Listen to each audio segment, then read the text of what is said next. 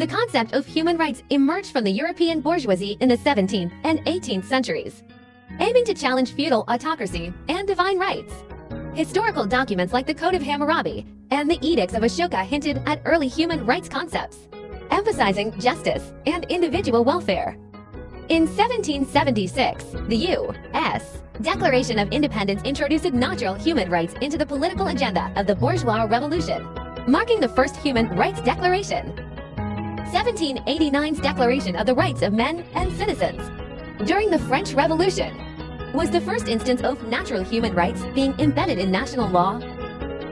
Post-revolution, as bourgeoisies took power globally, human rights were incorporated into constitutions, symbolizing bourgeois democracy, but with class biases. The proletariat began advocating for true human rights, with Marxism arguing that human rights must eliminate private ownership to prevent exploitation. Post-October Revolution, the Soviet Union legally recognized proletarian human rights, influencing other socialist nations to follow suit. Post-World War II, the Universal Declaration of Human Rights in 1948 by the United Nations marked a systematic international approach to human rights. The International Convention on Human Rights in 1966 reinforced the Universal Declaration's content, establishing legal human rights standards. Regions worldwide developed their human rights conventions, reflecting diverse historical and cultural contexts. The United Nations has facilitated about 70 human rights declarations, conventions, and protocols since World War II, showcasing the evolving dialogue between socialism and capitalism. Over centuries, the concept of human rights has evolved significantly, intertwining with global issues of peace and development, reflecting humanity's progress. Throughout history, significant human rights advances have been achieved through persistent struggles against oppressive regimes and policies. Key movements like the Civil Rights Movement in the U.S., anti-apartheid in South Africa, and global feminist movements demonstrate the power of collective action, led by figures like Martin Luther King Jr. The U.S. Civil Rights Movement fought against racial segregation and discrimination, resulting in major legal reforms like the Civil Rights Act of 1964. The Black Lives Matter movement, responding to systemic racism and police violence, has significantly influenced social and political environments globally. The BLM movement leverages social media to spark global discussions on racial inequality in various sectors, including education, employment, and health care. These movements not only highlight the evolving nature of human rights, but also the importance of legal and policy changes in advancing social justice. Human rights movements have transcended national borders, inspiring global support and demonstrating the interconnectedness of human rights struggles. From the Magna Carta to the Universal Declaration of Human Rights, the fight for human rights shows progress is not linear and constant vigilance is necessary. To further defend human rights, international cooperation and education are crucial, empowering communities to advocate for justice and equality globally. The journey to preserve and promote human rights requires continuous efforts, global cooperation, and a commitment to educating and raising awareness.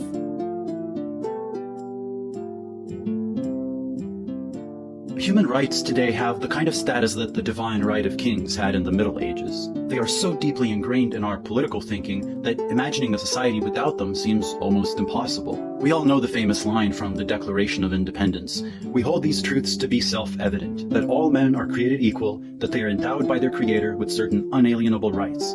But we should beware of what seems self-evident. In many cases, what seems self-evident is less an indication of what is correct or indubitable, and more an indication of our biases, an effect of the time and place we live in. One of the most influential liberal political philosophers of the 20th century, John Rawls, once even stated that human rights are not the consequence of a particular philosophy, nor of one way among others of looking at the world.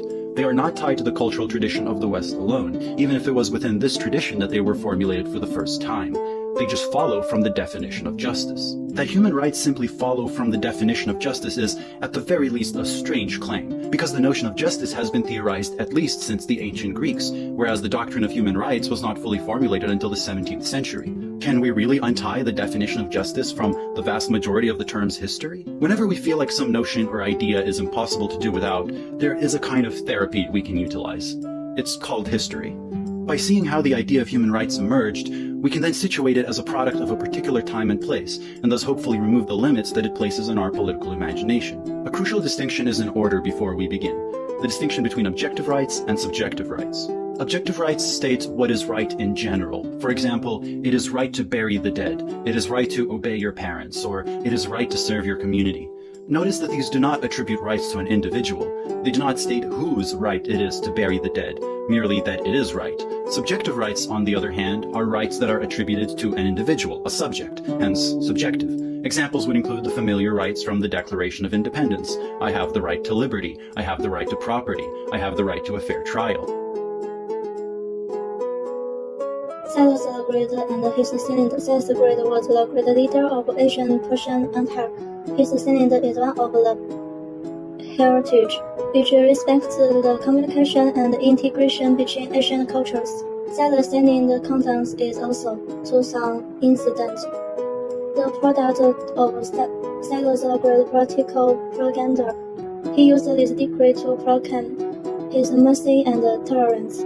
His political policy not only played a key role in maintaining the stability of the Persian Empire, but also prevented conflicts based on cultural and religious difference and better maintained his rule. Cyrus' synod in relation to human rights. Human rights are a broad and complex concept that involves basic human rights and freedoms.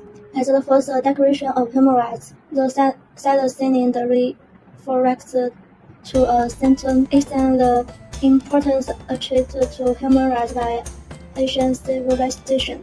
The Cyrus synod records in detail Cyrus the Great principles and policy on human rights and reflects Asian civilization, respect for personal dignity, whether in the Asian Persian Empire or in modern society. People should be treated dignified individuals with the right to be respected.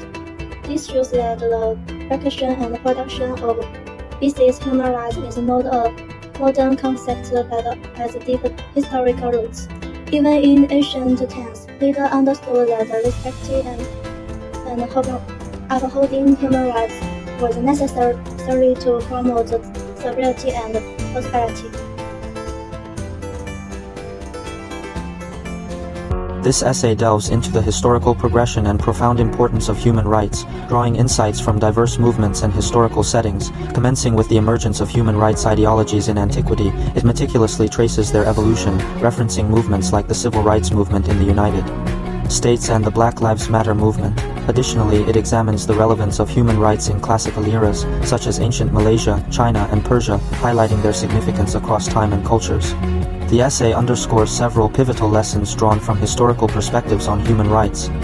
1. Evolution of human rights. 2. The power of collective action. 3. Media and awareness. 4. Legal and policy ramifications. Overall, this article thoroughly analyzes the complexity and evolving nature of human rights issues. It explicitly points out that human rights issues are far from being solely about individual rights and freedoms, but rather a comprehensive issue that encompasses many fields such as politics, economy, culture, society, etc. With the advancement of time and social progress, the connotations and extensions of human rights issues are constantly evolving and expanding. Therefore, we must draw lessons from historical movements and backgrounds to comprehensively and deeply understand the essence and evolution of human rights issues, thus providing valuable references and insights for contemporary human rights understanding and advocacy work. Only in this way can we more effectively address human rights challenges, promote the sustained progress of the human rights cause, and further promote social harmony and development.